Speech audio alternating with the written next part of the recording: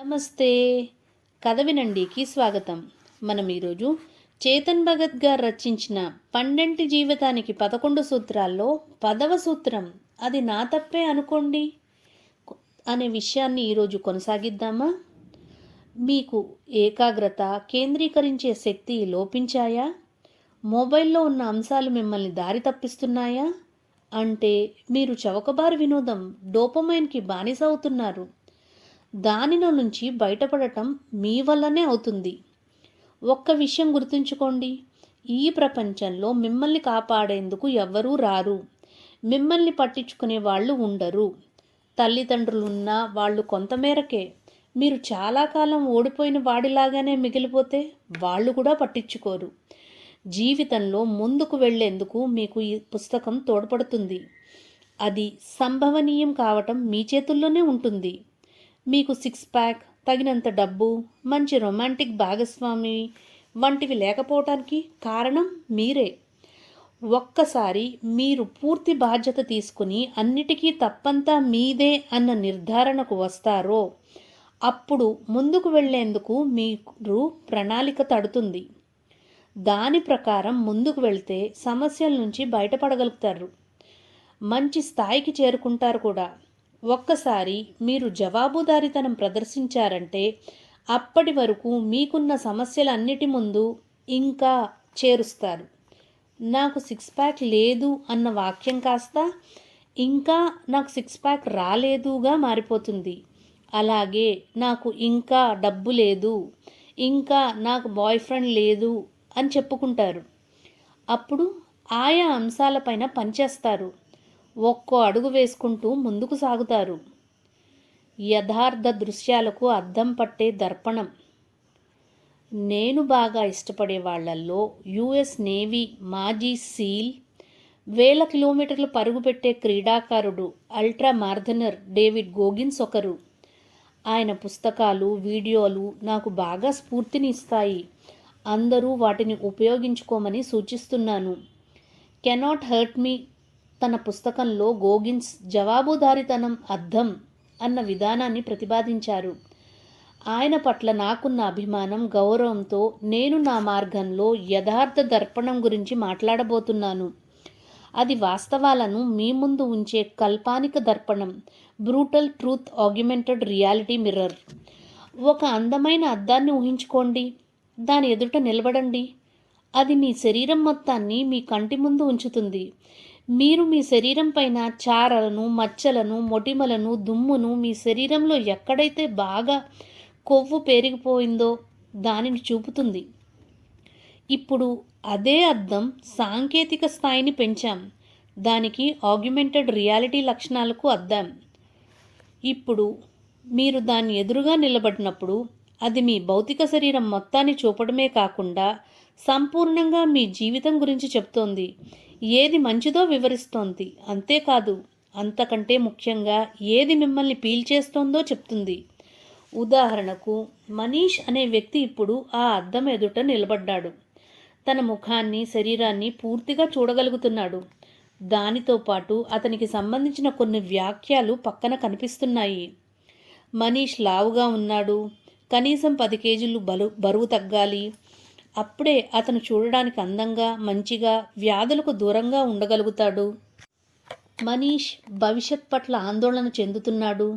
రేపో మాపో ఉద్యోగం తీసేస్తారని భయపడుతున్నాడు. అలాగని అతను దీని నుంచి బయటపడేందుకు ఎలాంటి ప్రణాళికలు రూపొందించుకోలేదు. మనీష్ తన తల్లిదండ్రులను విస్మరిస్తున్నాడు.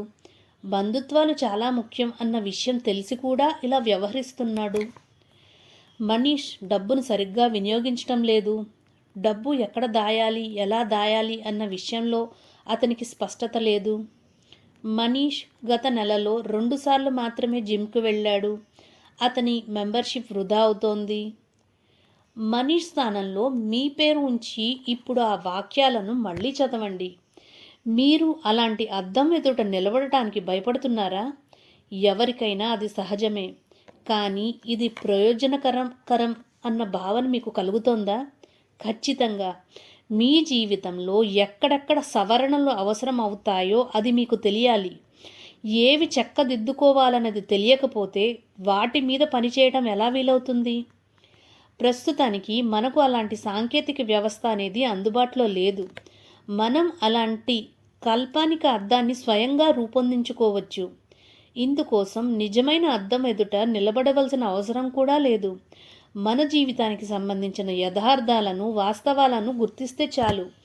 ఒక క్రమ పద్ధతిలో లేని ఆయా అంశాలతో ఒక జాబితా రూపొందించుకోవాలి. చాలా సులువైన విషయమైనా అందుకు మనం సిద్ధం కాము. మనం దానిని చెయ్యం. మన సమస్యలను ఎదుర్కోలేం. బాధ్యత తీసుకోవటానికి, జవాబుదారీగా ఉండటానికి ఏమాత్రం ఇష్టపడం. దానికి బదులుగా మనం ఏం చేస్తాం? మన యథార్థ దర్పణం మీద దుమ్ము పోస్తాం. ఉద్దేశపూర్వకంగా మన ప్రతిబింబం కనిపించకుండా మబ్బు కమ్మేసేటట్టుగా చేస్తాం. జీవితంలో మనకు సమస్యలు ఎదురైతే వాటిని ఆల్కహాల్, సిగరెట్లు, గంటలు గంటలు టీవీ చూడటం, వీడియో గేమ్లు ఆడటం, సోషల్ మీడియాలో మునిగిపోవడం వంటివి చేస్తాం.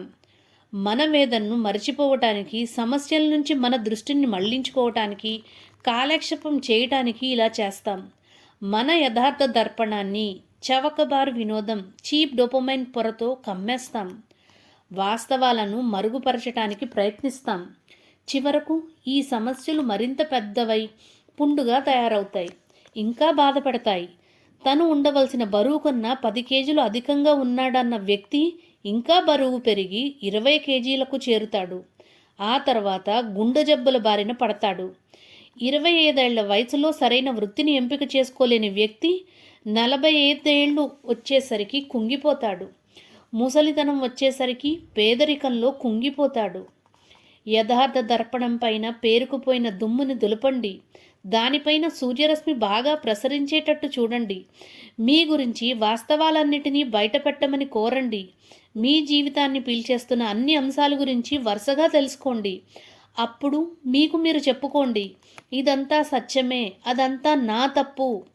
ప్రతి సమస్యను పరిష్కరించుకోవడానికి ఒక ప్రణాళిక సిద్ధం చేసుకోండి. మీ జీవితాన్ని చక్కదిద్దుకోవటం అనే ప్రయాణాన్ని ప్రారంభించండి. అత్యుత్తమ వ్యక్తిగా మిమ్మల్ని తీర్చిదిద్దుకోండి. మీ జీవితానికి ఒక ప్రయోజనం ఉండాలని మీరు ఆశిస్తున్నారు. అది సిద్ధిస్తుంది.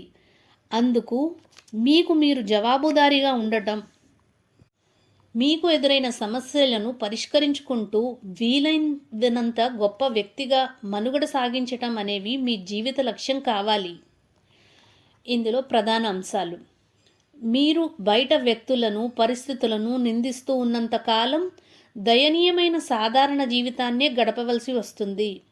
మీకు సాకులని, సమర్థలను విసిరి అవతల పారేయండి. వాటి స్థానంలో సమస్య మీరే, పరిష్కరించుకోవాల్సింది మీరే అన్న బాధ్యతని, జవాబుదారీతనాన్ని ప్రవేశపెట్టండి. వాస్తవాన్ని ధైర్యంగా అంగీకరించండి.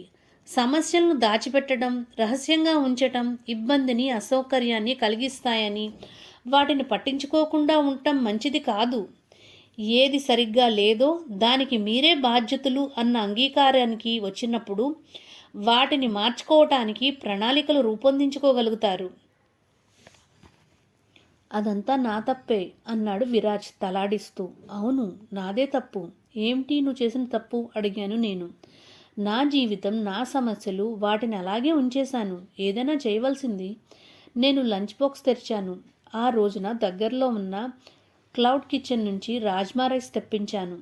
గుండ్రంగా ఉండే చక్కటి బౌల్లో పంపారు. అందులో 2 అరలు ఉన్నాయి. ఒక దానిలో రాజ్మా కర్రీ, మరో దానిలో రైస్ ఉంది. తనతో మాట్లాడుతూనే తినమని విరాజ్ నన్ను కోరాడు. తనను కూడా కొంచెం తినమని కోరినా అందుకు ఒప్పుకోలేదు. గతంలో మాదిరిగా కాకుండా ఇప్పుడు ఆహార నియమాలు పాటిస్తున్నానని చెప్పాడు. అంతా నా తప్పే అన్న సూత్రంలో ఎలాంటి గందరగోళం లేదు. వాదోపవాదాలకు తావు అంతకంతా ఉండదు అన్నాను నేను. నా వైపు నుంచి ఓ వాదన ఉంది, మధ్యలోనే అడ్డుకొని అన్నాడు విరాజ్. నేను చెప్పింది బలవంతంగా ఒప్పేసుకుంటున్నావని భయపడ్డాను. మంచిదే, నీ వాదన ఏమిటో ముందు చెప్పు. అన్నిటికీ నాదే తప్పు అనుకోమని మీరు నాకు చెప్పారు. ఎవరికైనా క్యాన్సర్ సోకింది, లేదా బస్ ఢీకొంది, లేక చిన్నతనంలో ఎవరైనా తల్లిదండ్రులను కోల్పోయారు. ఇలాంటి సంఘటనల్లో వాళ్ళ తప్పేముంటుంది? బాగా చెప్పావు. అవి పరిమితమైన కొన్ని సందర్భాలు మాత్రమే. నేను స్పూన్తో రైస్ నోట్లో కుక్కుకుంటూ తున్నప్పుడు విరాజ్ ఆలోచనలో పడ్డాడు. కాసేపటికి మాట్లాడాడు. నేను చెప్పిన ఉదాహరణలు సరైనవి కావు. నేను మినహాయింపుల గురించి మాట్లాడుతూ అసలు విషయాన్ని పక్కకు నెట్టేస్తున్నాను. నాకు క్యాన్సర్ లేదు, బస్సు నన్ను ఢీకొనలేదు. మరింతగా దృష్టి పెట్టి నేను కష్టపడి పనిచేయవలసింది. విరాజ్, నువ్వు చాలా ఎదిగావు. నేను చెప్పే ప్రతి సూత్రాన్ని ప్రతిఘటించేవాడివి. ఇప్పుడు సందేహాలను నీకు నువ్వే తీర్చుకోగలిగిన స్థితికొచ్చావు. నిజానికి అవి సందేహాలు కావు, ఇంకో రకంగా చెప్పే సాకులు. మంచి సలహాలు దొరికినప్పుడు అవి మంచివి అని మనకు తెలిసినా ఉద్దేశపూర్వకంగా మనం వాటిని తప్పు అని నిరూపించడానికి ప్రయత్నిస్తాం. మరో రకంగా ఇదంతా నిరాకరించటం, ఖండించడమే, కొత్త సాకులను వెతుక్కోవటమే. ఇక పైన నేను అలా చేయదలుచుకోలేదు. అది చాలా సంతోషకరమైన విషయం విరాజ్. మనకు లబ్ధి చేకూర్చే సూత్రం దగ్గరికి వచ్చాం. తప్పు నీలోనే ఉందని అంగీకరించటం నయం. అప్పుడు దానిని చక్కదిద్దుకోగలగటం కూడా నీ చేతిలోనే ఉంటుంది.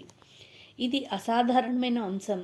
ఇందులో అతని తప్పేం లేదు అన్న మాటలు వాడావంటే. నేను చెప్పడం పూర్తి కాకుండా మధ్యలోనే అడ్డుకున్నాడు విరాజ్. అర్పిత నన్ను గాయపరిచింది అని ఎప్పుడూ చెప్తూ ఉండటం వల్ల ప్రయోజనం ఏముంది? అర్పిత నన్ను గాయపరచలేదు, నన్ను ఏమీ చేయమని కోరలేదు. నేను పిచ్చివాడిలా నా లక్ష్యాలు వెంట పడటం మానేసి ఆమె వెనకే పడ్డాను. తనకు ఏది మంచిది అనిపించిందో అది ఆమె చేసింది. తను కోరింది నేను ఇవ్వలేకపోయాను. నా జీవితాన్ని విస్మరించాను.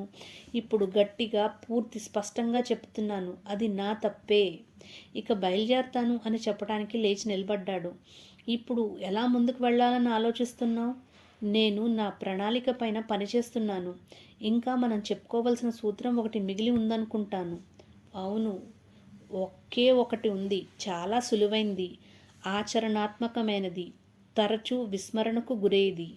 ఏమిటిది? దాని గురించి రేపు మాట్లాడుకుందాం అన్నాను నేను నవ్వుతూ. రేపు 11వ సూత్రంతో కలుద్దాం.